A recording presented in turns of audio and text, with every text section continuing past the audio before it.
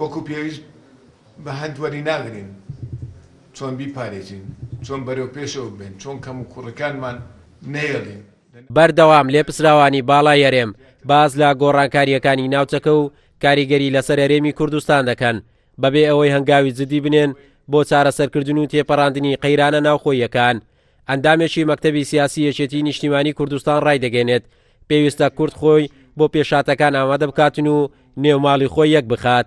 ئەگەر گرێزی خۆمان نەپارێزین ئەو هەلە هاتوتە پێشەوەکە کۆمەلگای نێودەوڵەتی پشتگیریمان لێ دەکاتن بە هەندەوە خەباتی کوردیان وەرگرتووە، ئەزمونەکەیان وەرگرتووە، ڕێز لە پێشمەرگە دەگرن بە شێوەیەکی زۆر دیار باسی دەکەن وفودی شاندی گەورەی وڵاتانی دنیا بە ڕئیس وزەرا و ڕئیسی دەوڵەتان و وەزیرەکان دێنە کوردستان بۆ پشتگیری پێشمەرگە بۆ پشتگیری گەلی کوردستان.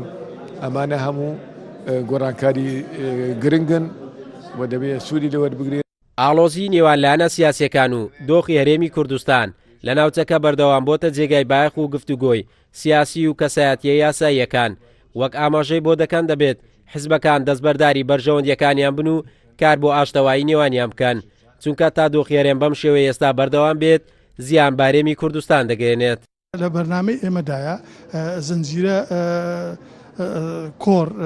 کۆڕێک دەبەستێت لەو ماوەیەدا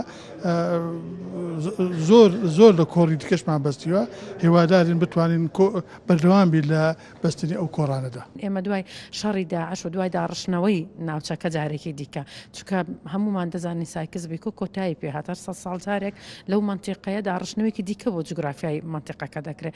ئێمە دەتوانین بە پێی لە ڕێگای پەیوەندە دیپلۆماسیەکانمانەوە ئیتر ئەو پێی تەبعاً پەیوەندی دیپلۆماسی لە ڕووی بازرگانی لە ڕووی سەربازی لە ڕووی سیاسی هەتا لە ڕووی ڕەنگە کولتوری و هونەری و هەموو وەرزشیشەوە بێ ئێمە تا چەند توانیمانە خۆمان بناسین.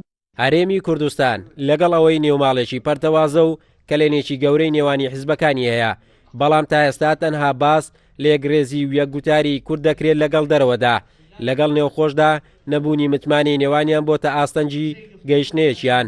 دانیشتوانی هەرێمی کوردستانیش داوا دەکەن لایەنە سیاسیەکان پاراستنی دەستکەوتەکانی هەرێمی کوردستان بە گرنگ وەربگرن و کە ساڵانێکی زۆرە خەباتی بۆ دەکەن. قارەمان جەوهەر، کورسات نیوز، هەولێر.